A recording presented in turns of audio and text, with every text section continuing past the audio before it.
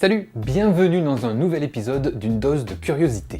Aujourd'hui, on va parler de télévision et plus particulièrement de l'histoire incroyable de l'un des plus gros fiascos d'une chaîne de télévision française. C'est un sujet que je voulais traiter déjà depuis longtemps, mais je voulais pas le faire dans un épisode de YouTube vs Télé, parce que c'est une particularité, c'est une histoire à part entière. D'ailleurs, pour ceux qui ne savent pas, c'est un peu ce que vous pouvez retrouver dans ce format, une dose de curiosité. Je vous laisse checker les autres vidéos de cette série pour vous donner une meilleure idée.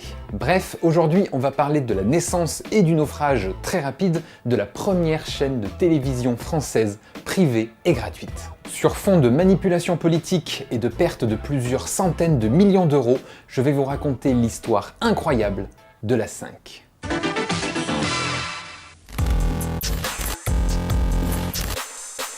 Entrons dans le vif du sujet. Nous sommes au début des années 80. François Mitterrand est président de la République et il cherche à réformer l'audiovisuel français. Parce qu'à l'époque, les radios et les chaînes de télé appartenaient à l'État. Et il y avait seulement 3 chaînes de télévision, TF1, Antenne 2 et France 3. Toutes appartenaient donc à l'État. Mitterrand va alors annoncer l'arrivée d'une chaîne privée payante, Canal+.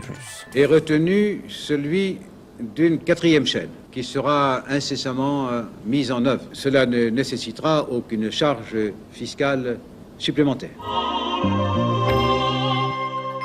Puis, quelques années plus tard, il va abolir le monopole de l'État et annoncer la création de 2 nouveaux canaux, privés mais gratuits. Oui, il va y avoir en plus des chaînes de service public, il y aura d'autres chaînes. Le canal 5 avec une chaîne généraliste et le canal 6 une chaîne musicale. Mais en réalité, tout ça est politique. Les élections législatives arrivent et Mitterrand le sait, il n'est pas en bonne posture face à la droite de Chirac. Sauf qu'un des axes de campagne de la droite était de privatiser l'une des 3 chaînes publiques. Mitterrand va alors les prendre de court en ouvrant des canaux privés pour contrecarrer les plans de la droite. Le gouvernement avait à décider en quelque sorte ce matin du nombre de boutons à ajouter à vos téléviseurs. Si tout va bien, dans quelques mois, vous pourrez capter une chaîne commerciale multiville adaptée à tout public et une 6e chaîne, également commerciale, à dominante musicale, cette fois pour les jeunes principalement. Normalement, dans ce cas, il y a ce qu'on appelle un appel d'offres. Des entreprises déposent une candidature avec des projets de chaîne et la meilleure se voit attribuer le canal. C'est ce qu'on avait vu dans des épisodes de YouTube vs la télé avec les auditions du CSA. D'ailleurs, plusieurs groupes à l'époque sont intéressés pour créer des chaînes. Il y a par exemple le groupe Hachette avec Lagardère, il y a Publicis ou encore le groupe CTL qui détenait RTL. Mais François Mitterrand va en décider autrement, il n'y aura pas d'appel d'offres. Parce que le deuxième intérêt qu'il a à la création de ces chaînes, c'est de pouvoir garder un média qui va dans son sens en cas de défaite aux législatives. Il va alors choisir lui-même qui allait faire cette chaîne et espérer un retour d'ascenseur. Et pour ça, il va choisir Jean Ribou et Jérôme Sédou. 2 industriels et hommes d'affaires français, mais surtout 2 amis à lui qui rêvaient d'avoir une chaîne de télé. Mais le problème, c'est qu'ils n'y connaissent pas grand-chose en télévision. Alors, Mitterrand va se rendre en Italie, sur les conseils du chef du gouvernement italien de l'époque, Bettino Craxi, pour rencontrer un ami à lui, Silvio Berlusconi. Oui. Berlusconi, à l'époque, n'est pas encore dans la politique et deviendra chef du gouvernement italien des années plus tard. À ce moment-là, Berlusconi est un riche homme d'affaires qui a fait fortune dans l'immobilier et qui maintenant détient 3 chaînes de télé italiennes qui dominent les audiences. Et Mitterrand va le choisir pour piloter le projet de la 5 aux côtés de Jean Ribou et Jérôme Sédou. Pour ça, le gouvernement de Mitterrand va donner au trio des privilèges énormes pour aider à la création de la 5. Aucune restriction du nombre de publicités diffusées, une concession pour pouvoir émettre non pas de 10 ans mais de 18 ans, et enfin une protection contre la concurrence. Le Conseil de la Haute Autorité de la Communication Audiovisuelle, ce qui est l'ancêtre du CSA, n'est absolument pas consulté dans cette histoire. Tout se fait en privé, sous le manteau. Alors que c'est une chaîne privée, je le rappelle. Sauf qu'à un moment, il faut bien annoncer que cette chaîne, la 5, va exister, et annoncer aussi les faveurs qu'elle a, et qui va la diriger. Et évidemment, une fois l'annonce faite, les médias et la classe politique vont s'insurger de tout ça. Que ce soit dans l'opposition, la droite de Chirac, mais aussi au sein de son propre gouvernement. La plupart sont contre ce projet et demandent à ce qu'il y ait une compétition loyale, avec des dossiers déposés, etc. etc. Il n'est pas normal que le gouvernement ait instruit ce dossier dans la plus grande clandestinité et sans qu'aucun contrôle n'ait pu être exercé par qui que ce soit. C'est comme si on avait voulu foutre en l'air tout ce qui avait été entrepris par Jacques Lang depuis 4 ans. Je trouve que c'est une belle réussite.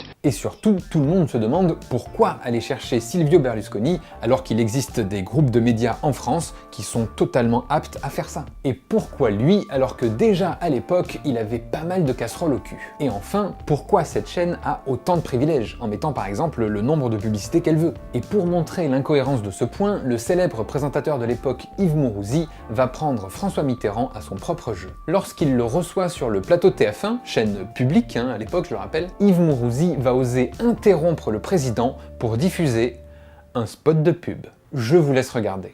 Les télévisions, c'est la même décision. Excusez-moi, Monsieur le Président, je vous interromps. Il est 54 minutes après le début de l'émission. Je vous propose une page de publicité tout de suite. La voici.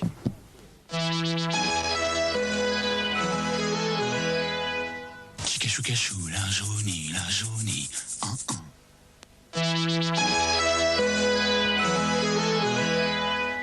Vous disiez? J'ai à peu près compris, oui, ce que vous vouliez dire.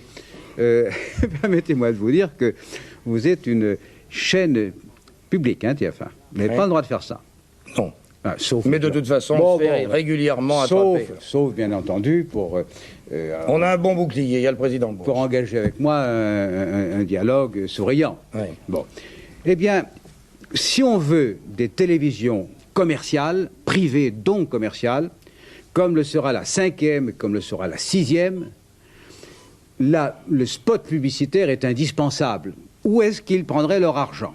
Je vous laisse imaginer le courage qu'il faut pour aller interrompre le président de la République et lui faire ça. De son côté, la mairie de Paris va elle aussi réagir. À l'époque, la télé était diffusée par voie hertzienne, avec les antennes, et les émetteurs à Paris se trouvaient sur la Tour Eiffel. Mais lorsque la société Télédiffusion France vient placer les émetteurs de la chaîne l'A5 sur la Tour Eiffel, le maire de Paris leur refuse l'accès. Intervention de la police à la Tour Eiffel. La police est intervenue ce soir pour permettre aux techniciens de TDF de commencer les travaux d'installation de la 5e chaîne sur la Tour Eiffel. Ce matin, la ville de Paris avait interdit aux techniciens de Télédiffusion de France de monter sur la tour. La ville de Paris invoquait des travaux de sécurité nécessaires à la dite installation de la 5e chaîne. Et le maire de Paris à l'époque n'est autre que le chef de l'opposition, Jacques Chirac. Ah mais je vous le dis, c'était une guerre. Bref, les gendarmes ont finalement dû intervenir pour laisser les techniciens aller poser les émetteurs. Et ça, Chirac, ça lui a pas du tout plu. Et vous verrez qu'il va se venger.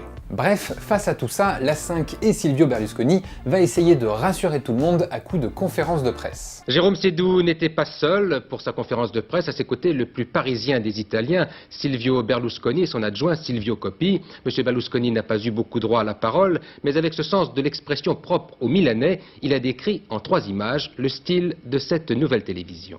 La télévision à laquelle nous commençons à penser, c'est pas une télévision Coca-Cola, c'est pas une télévision spaghetti, ça serait mieux une télévision Beaujolais. Champagne le samedi.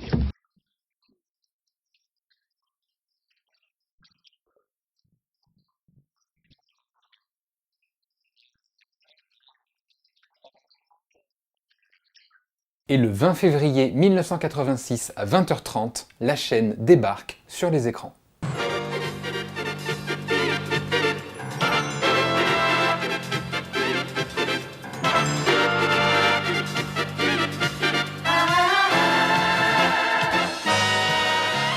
Madame, mademoiselle, monsieur, bonsoir. Nous sommes très heureux de vous souhaiter la bienvenue sur la 5. Merci d'avoir allumé votre téléviseur, merci d'avoir ouvert votre maison et nous l'espérons, votre cœur à la 5.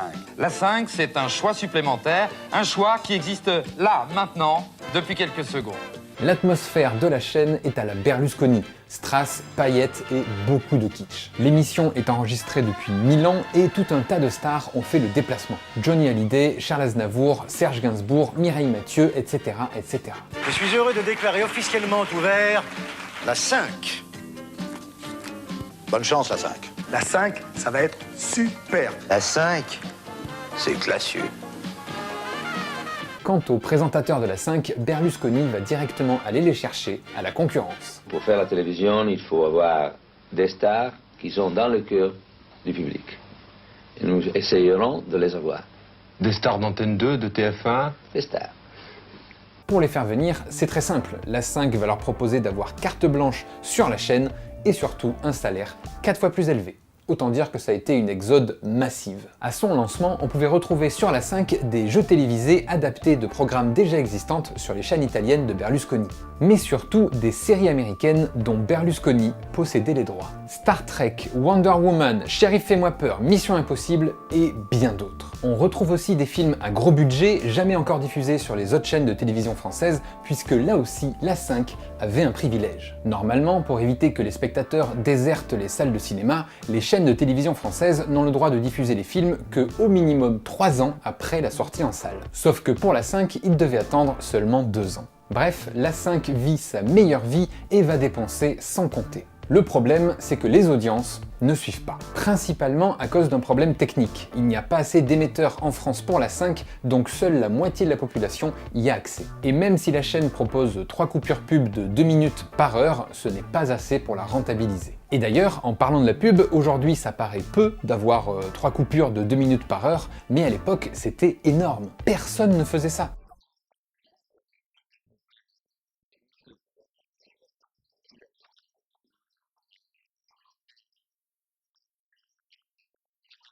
Bref, la 5 essaye de survivre, mais un événement capital va venir tout changer. La France vient donc de prendre le virage de l'alternance. L'UDF et le RPR deviennent la nouvelle majorité. Majorité absolue avec l'appoint de ce que l'on appelle les divers droites. La Ve République présente donc ce matin un visage que les Français ne lui avaient jamais connu. Le président de la République n'a plus de majorité parlementaire pour gouverner. Comme redouté par Mitterrand, la gauche perd les élections législatives de 86 au profit de la droite. Le gouvernement de Laurent Fabius doit partir et Mitterrand est obligé d'accepter un gouvernement de droite. C'est la première cohabitation de la Ve République. Et devinez qui devient Premier ministre? Jacques Chirac. Et Jacques Chirac n'a rien oublié de ce qui s'est passé avec la création de la 5. D'ailleurs, quelques mois avant les élections, les journaux annonçaient « Mais il vous faudra attendre encore quelques temps pour suivre le prochain épisode. En effet, l'opposition, si elle l'emporte, a l'intention de tout reprendre à zéro. » D'abord, le gouvernement Chirac va supprimer la haute autorité de la communication audiovisuelle. Bon, après, il faut dire qu'il servait vraiment à rien. Et ils vont la remplacer par la CNL, la Commission nationale de la communication et des libertés. Je propose la création d'une commission nationale de la communication et des libertés. Bon, qui là aussi va seulement servir à aller dans le sens du pouvoir. Sauf que celle d'avant, elle était du coup à gauche, et celle-là, elle est maintenant à droite. Voilà. Ensuite, Chirac va annoncer la privatisation de la première chaîne publique, TF1. Bonsoir, c'est dit, ce sera TF1. Cet après-midi, le ministre de la Culture et de la Communication, François Léotard, a saisi l'occasion des questions d'actualité à l'Assemblée nationale pour annoncer la privatisation de la plus ancienne des chaînes de la télévision française, TF1. Et enfin, par décret, il va supprimer les concessions accordées à la 5 et la 6. La 5 a le droit de continuer d'émettre jusqu'à ce que le gouvernement trouve un repreneur. Évidemment, le gouvernement Chirac va faire comme Mitterrand et va chercher à mettre quelqu'un de confiance à la tête de cette chaîne privée. Avoir un allié dans les chaînes de télévision, c'est très important. Pas d'illusion, la télévision, qu'elle soit privée ou publique, reste et restera un enjeu politique. Alors, ils vont aller chercher Robert Hersant, un patron de presse et propriétaire, entre autres, du Figaro, un journal de droite. Mais le problème, c'est que seul Hersant n'était pas assez solide pour aller récupérer la 5. Alors, pour l'aider et que la transition soit plus facile, il va décider de s'allier à Silvio Berlusconi. Et Berlusconi va bien sûr accepter. Pour lui, il y a quelque chose de plus important que les guéguerres politiques, le business. En restant actionnaire de la 5, il peut continuer à vendre à la chaîne ses programmes américains, dont il a les droits. Et voilà que les deux hommes présentent leur projet à la CNCL. Robert Hersant attaque très fort et très vite. Nous sommes les meilleurs. Je suis le meilleur. Et devant tous les membres studieux, il martèle avec conviction. Nous assurons la continuité. Nous avons les meilleures installations techniques. Nous mettons 1 milliard de francs tout de suite. Nous ferons la meilleure télévision francophone et européenne. Silvio Berlusconi, le comédien, change lui de registre. Mais pour l'instant, on partage l'émotion 50-50. On a partagé vraiment aussi le coiffeur aujourd'hui pour que nous voulons nous présenter avec une belle mine. Je ne sais pas si on est réussi. Et le choix de qui va remporter la 5 est assez vite fait, puisque d'un côté, les autres groupes qui auraient pu prétendre à la reprise de la 5 sont focalisés sur la privatisation de TF1. Et d'un autre côté, le gouvernement de Chirac a bien fait comprendre à la CNCL que c'était de toute façon ce projet qu'il fallait choisir. Et voilà la naissance de la deuxième 5, le 23 février 1987. Un mariage entre Silvio Berlusconi, déjà soupçonné de magouille à l'époque, et Robert Hersan, condamné dans le passé pour avoir collaboré avec l'Allemagne nazie. Bref, un beau mélange à la tête de la 5. Et le problème dès le départ, c'est que chacun va essayer de faire sa 5. Berlusconi continue de programmer ses séries télé américaines et ses programmes de jeux kitsch, alors qu'Hersan veut développer l'information avec 5 journaux télévisés quotidiens. Boulevard Pereire, les studios sont prêts à fonctionner. C'est d'ici que la 5 nouvelle formule émettra de 5h à 3h du matin sans discontinuer. Des studios où la petite équipe sélectionnée par Robert Hersan a pu tester sa formule depuis plusieurs mois. Plateau et salle de rédaction, matériel sophistiqué, le plus moderne d'Europe, pour produire de l'information. 5 journaux par jour, des flashs toutes les heures. Une actualité en images, rapide, sans trop de commentaires. De l'info donc à l'antenne très rapidement. Et pour ça, il va aller démarcher les présentateurs et journalistes de TF1 qui veulent justement à l'époque quitter le navire à cause de la privatisation. Beaucoup vont rejoindre la 5.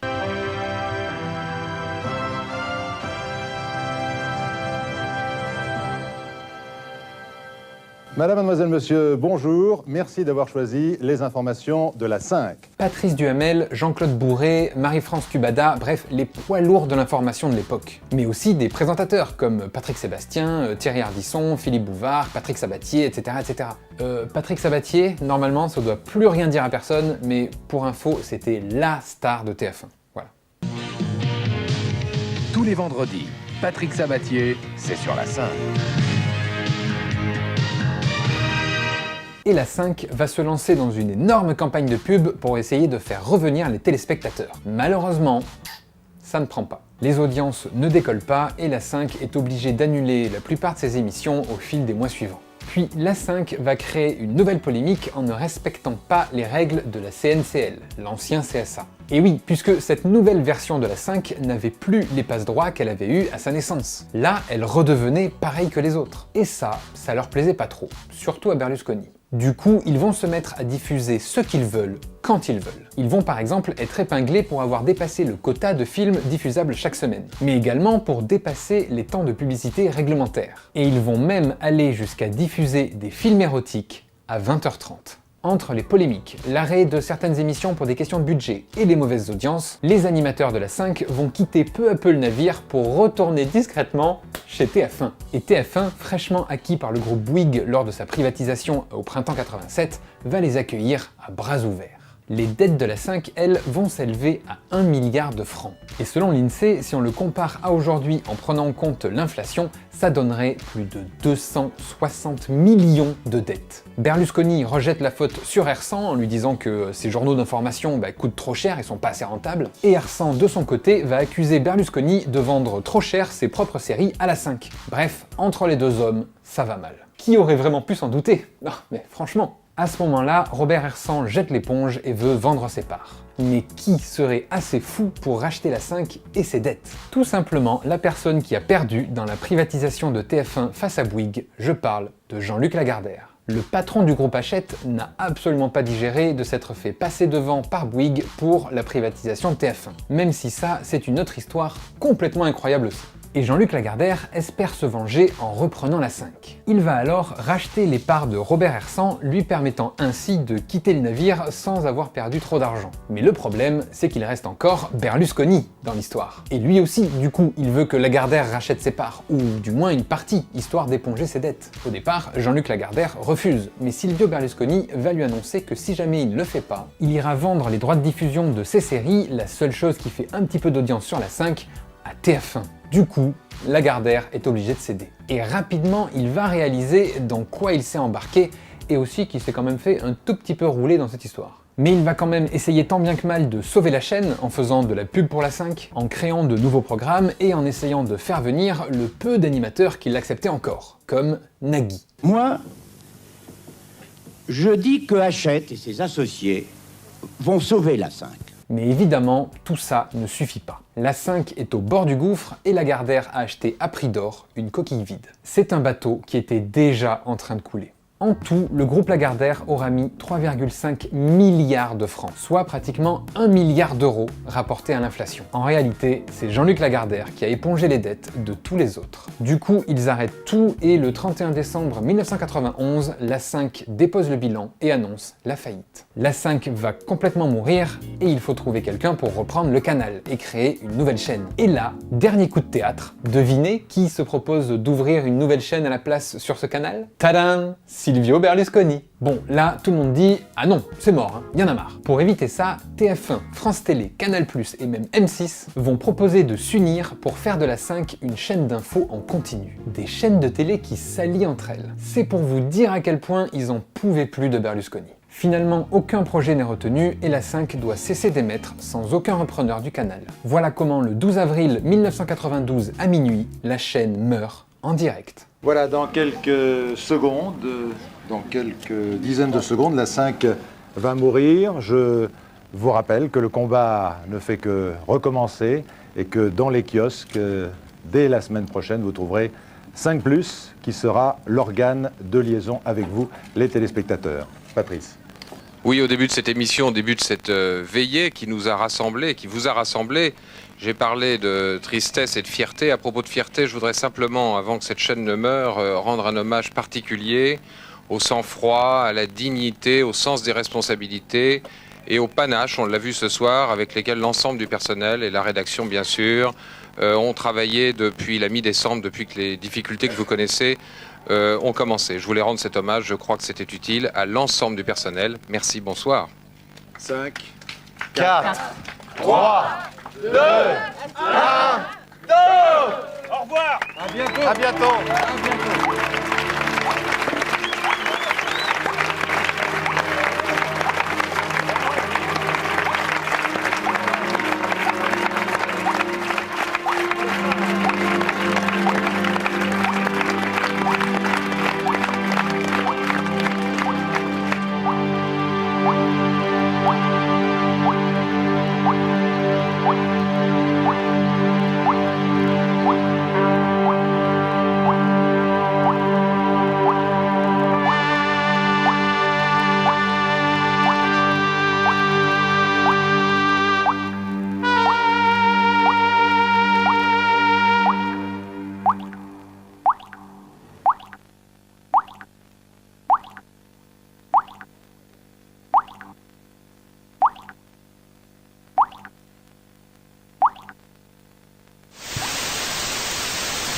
Il n'y aura plus rien sur le canal jusqu'à ce que finalement l'État la réquisitionne pour y diffuser la 5e la journée et Arte le soir. Voilà l'incroyable histoire de la chaîne La 5. J'espère que cette vidéo vous a plu. Si c'est le cas, n'hésitez pas à la commenter, à la liker, à la partager, tout ça vous le savez. Et évidemment, abonnez-vous à cette chaîne, c'est important. Et moi je vous dis à dimanche prochain 10 h pour une nouvelle vidéo.